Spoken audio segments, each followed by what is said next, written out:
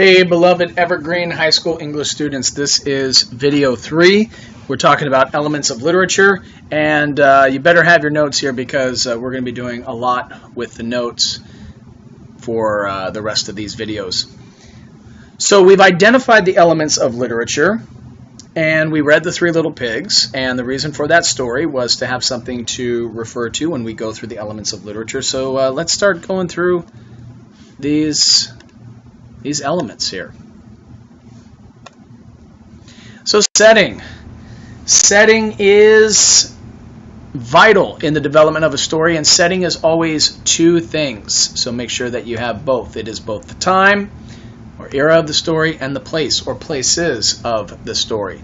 So it's important that you have both. The time and the place, make sure that you are pulling it from evidence in the story. Don't just assume. So what do we have in The Three Little Pigs? What time period does it take place in? It just says, once upon a time. Okay, so in the past sometime. Exactly what year, it doesn't say. It doesn't say in the year 1603 or 1815. It just says, once upon a time. What other time evidence do we have in the story? Well, it says morning. At one point it says night, so we can refer to that. But that's pretty much what we have. Some settings authors will give us and say it was 9 a.m. on January 13th. There we go. We have that. Times of stories could last a whole day. It could be an hour. It could be decades and centuries. So whatever the time period of the story is, that's what we follow. And the place of the story. Where does it take place? Again, always use evidence from the story. I don't read The Three Little Pigs and assume, oh, well, that obviously takes place in Maine. Okay, well, I don't have evidence of that. So what do I have? Well, it's the forest. That's what I have. Well, Mr. Hebert, isn't it also the first pig's house and the second pig's house and the third pig's house? Yes, if we want to get that specific. Okay, so time and place of the story, that is setting. Need to have both, and setting is important because it will drive what happens in the story. It will drive the plot, it will drive the conflict, and it will drive the protagonist and antagonist. It is key. Can a story have multiple settings? Absolutely. One of the greatest books ever written, A Tale of Two Cities, tells you right there in the title, two cities, London and Paris, and obviously not the only one. Lots of multiple setting stories. A key character in pretty much every story is the protagonist. Protagonist comes from the Greek. Pro means to be for and to be in support of something. Agonist means agony, means suffering and struggles. So this means this is the character that we are supporting in their struggles. It doesn't mean we want them to struggle. It means we're supporting them. We're alongside them as they go through the struggles.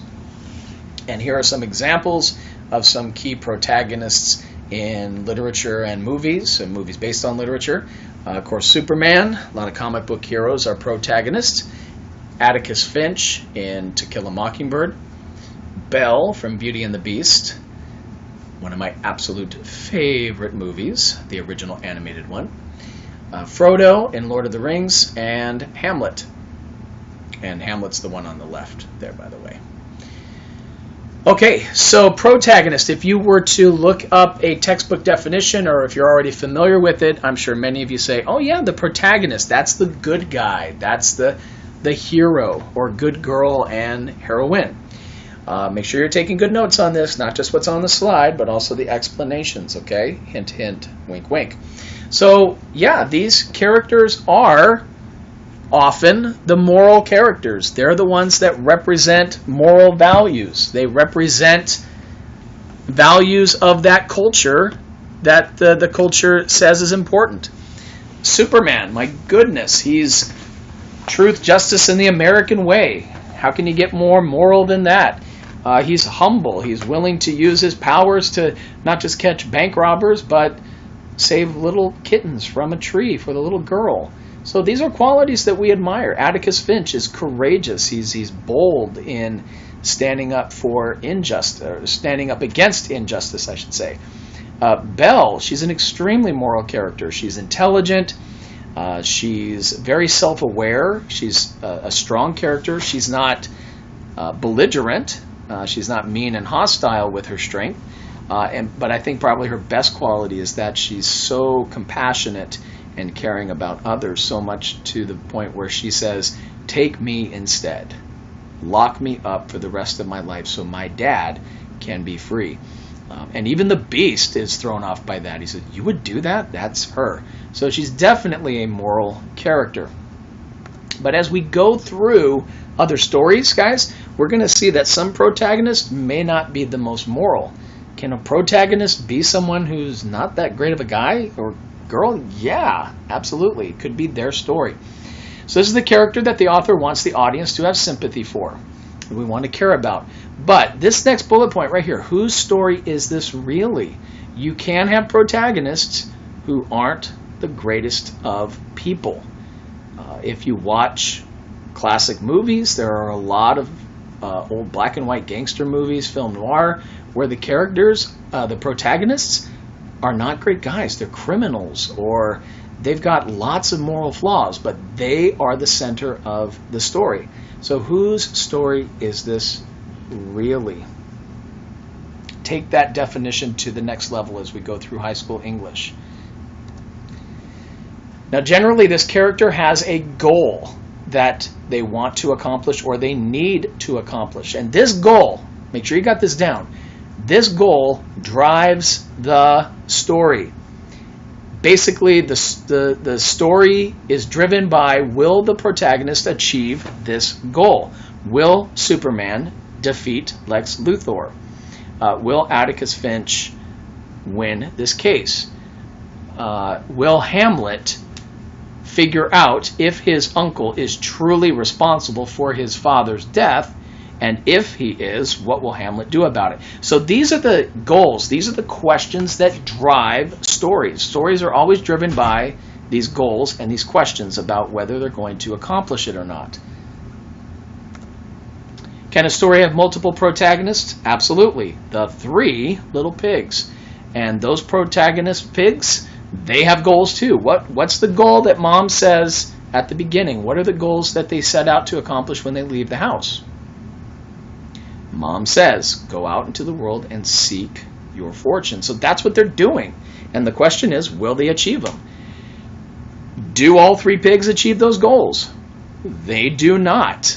The first pig and the second pig achieve the goal of being digested by the wolf. Okay, that's not exactly seeking your fortune. Now, the third pig is successful in defeating the wolf and will be able to be prosperous, but the first two are not successful in achieving that goal. So you can have stories. You can have stories that the protagonist does not achieve his or her goal or their goals. Romeo and Juliet, multiple protagonists. Do they achieve their goal? No. It tells you in the very first passage that they die. So they do not achieve their goal of living happily ever after, and yet it still is a very satisfying story. Of course, a protagonist needs to have an antagonist. Anti meaning we are against this person or this character. This is meant to be seen as a formidable obstacle to the protagonist.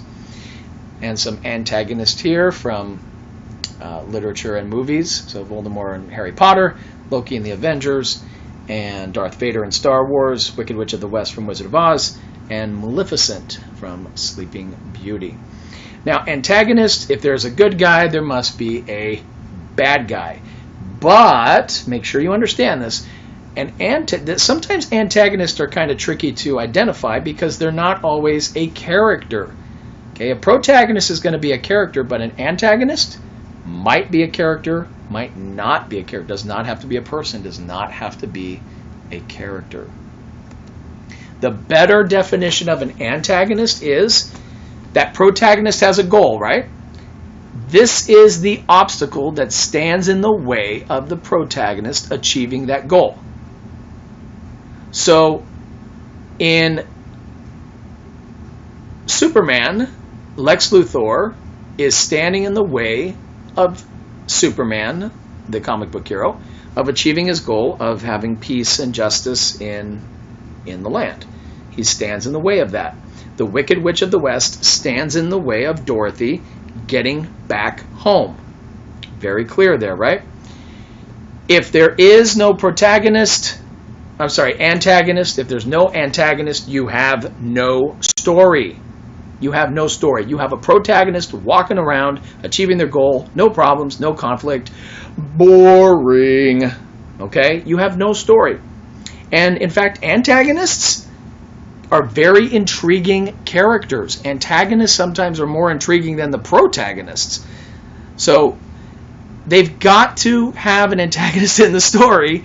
Otherwise, the protagonist... I mean, think about the Three Little Pigs without the Big Bad Wolf. The Big Bad Wolf is clearly the antagonist. If he's not in the story, it's just three pigs building a couple of houses that aren't really up to civic code, and they achieve their goals. Wow, that's like not fun. Okay, there's no conflict. Conflict is what makes a story interesting. And those antagonists, they've got to have some bite. They've got to have some threat to the protagonist. They've got to either be stronger, or they've got to be smarter, or they've got to have access to information, or they've got to have big old weapons, or they've got to have power. I mean, they've got to be able to do something that the protagonist cannot do. Luke Skywalker in the original Star Wars is no match for Darth Vader. He's older, he's wiser, he's bigger, he's badder. He's got the Force, he flies a TIE fighter, he's got a big old Death Star that can blow up a planet, he can choke people with his little pinky fingers. He is a formidable foe to Luke Skywalker. The Wicked Witch of the West, she can fly on a broom, she can shoot fireballs at her fingertips, she's got a crystal ball where she can see stuff that nobody else sees, right? She's got ogre guards, she's got those creepy flying monkeys that scares every little kid with nightmares. So she's got magic. She's got all this stuff that Dorothy doesn't. She's a clear threat to Dorothy. And if the antagonist does not have a threat, does not pose a threat, then there's no conflict. There's no suspense. Imagine if it was the Incredible Hulk versus like a flea. Like the flea's like, all right, you green chunker head, I'm going to take you out, and Hulk just goes smash, and then the movie's over. There's no conflict. So they got to have some bite to them. They got to have some threat. Quite often, the antagonists are the ones who start the conflict. That's what you see in the Three Little Pigs. The antagonist starts the conflict. The pigs are just doing their thing. They're just going for their goal, and they're building their houses. Then Big Bad Wolf comes along and says, yummy, I want some ham and bacon. And maybe some pork on the side, but he never gets to the pork. He gets to the bacon, he gets to the ham, but never the pork. But they start the conflict often, usually. Circle that word, usually. Okay, not always, but usually. Maleficent in Sleeping Beauty, you see a picture of her on the right. The royal family and the kingdom, they're celebrating Aurora, and she comes along and says, didn't invite me to the party. Well, guess what? I'm going to make your life really interesting. And she starts the conflict by putting the curse on Aurora of when she gets old enough, she's going to prick her finger on the spinning wheel, she's going to fall asleep forever. So obviously that's a conflict because the royal family's goal, their goal as protagonist is keep my daughter alive, keep my daughter safe. That's a very natural goal. So she starts the conflict. And can a story have more than one antagonist? Yes. And as we're going to see, antagonists don't always have to be characters. They can be other things besides characters when we get into conflict. Conflict is protagonist versus antagonist. Okay, this is what drives a story. If you don't have conflict, you've got no story. Aristotle, the Greek philosopher, he was trained by Plato, and Plato was trained by Socrates, so he's part of that classical Greek philosophical tradition. Still very influential with his ideas today. Some really great ideas. Some are good and some are wrong because they oppose biblical truth. but still an important person in history. And he wrote a lot about stories and art, and he saw that all stories conflicts, every single one, can fall into one or more of these four categories. Now, I know you may think of a couple that go, oh, I don't know that was one that I had studied before, or, oh, I heard about this other term. Isn't that a conflict too? We'll talk about those. As an English teacher, I've heard all of them. I still would agree that they would fall under these four main categories. So the first one is man versus man. Okay, protagonist versus an antagonist. That is a character. Character versus character. It could be an individual character. It could be a group of antagonists, Indiana Jones versus the Nazis, or it could be whole society in general. So a lot of people might say, oh, what about man versus society? That would fall under man versus man, because society is what people are battling against are rules and customs and traditions that the protagonist needs to overcome. And those rules and traditions and customs are created by mankind or by people. For example, in To Kill a Mockingbird, that very much is man versus man in a man versus society way. Adventures of Huckleberry Finn is man versus man in a society way, because here's Huck Finn, he's 14 years old, it's during pre-Civil War slavery time, and he wants to free this slave Jim, and he's got to get him to the north. Well, the laws and customs of that day would prohibit him from doing that. So that's his conflict there. A second conflict is man versus self. So these are conflicts in which it's something within the character that keeps them from achieving their goals. So, for example, in Beauty and the Beast is an interesting protagonist because he has a goal, and we see this. This is why we sympathize with him, and we know that he has a goal. He wants to be loved. He needs to find love. He wants to break the curse. But he is clearly an angry individual. His temper flies off the handle. He has a lot of self-control problems. So he has to overcome that in order to achieve his goals. In the Odyssey, pride, that's a huge thing in ancient tales of pride and hubris, thinking that you're better than you really are. The Odyssey, Odysseus, his pride gets him into trouble, where he's boastful and prideful. Man versus self could be, let's say you have a high school student who needs to graduate and she has to get an A+ in this final project here. Well, let's say the teacher says, okay, final project is this oral presentation, and the oral presentation is going to be 5 minutes long in front of the 50 students, and it needs to be perfect. Well, she hears this and she freaks out because she has a goal. She needs to get an A+, but she is so shy. She is deathly afraid of getting in front of a group and speaking publicly. She knows she's going to drop her note cards and forget her name and sweat dripping down her face and pass out. And this is an obstacle for her and her goal to get an A+ in the class. So not a character, but definitely an obstacle and an antagonist. Or it could be man versus nature. It could be the natural world, like animals, Jurassic Park. My goal, don't get eaten, right? I can get that. That's a primal goal that we all can understand. Well, what stands in my way?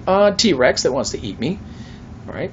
Our weather, sailors out at sea, and the storm hits, and how do they survive the waves and the wind and the radio's broken and not drowning because humans don't breathe underwater. Or disease, the germ infection that's going to take over the continent. How do we stop it? So it could be man versus nature.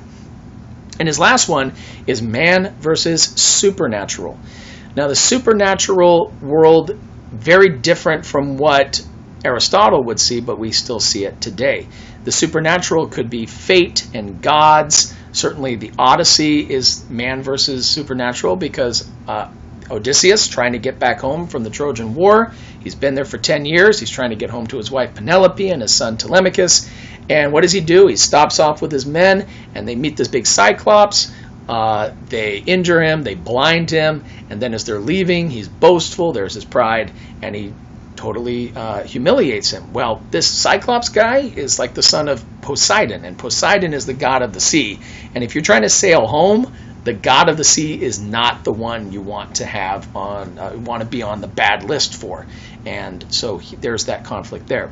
Fate, we don't really see much in our culture today. It was definitely a real thing people believed in ancient times. Fate is my destiny is set by the gods, by the stars, and I have no choice in that. And conflict like, oh, I want to break that destiny, or I want to try to break that destiny. Nowadays, in culture, in books, and movies, we don't see a lot of things about fate and gods because we, in American culture, as Americans, America, I can do what I want. I decide my own destiny. Right? That's how we feel. So we don't see a lot of fate. We do see things like ghost stories and like horror stories. We do see magic used in certain stories. That would be supernatural. Of course, as Christians, we definitely believe in the supernatural. God is supernatural. Satan is supernatural. Angels and demons, all supernatural. We believe in a supernatural reality based on what's revealed in Scripture. And certainly man versus supernatural comes up in biblical narratives in Scripture, where they're trying to defy God, or the antagonist is that self-frustration. Like in Job, Job is very much about the man versus supernatural.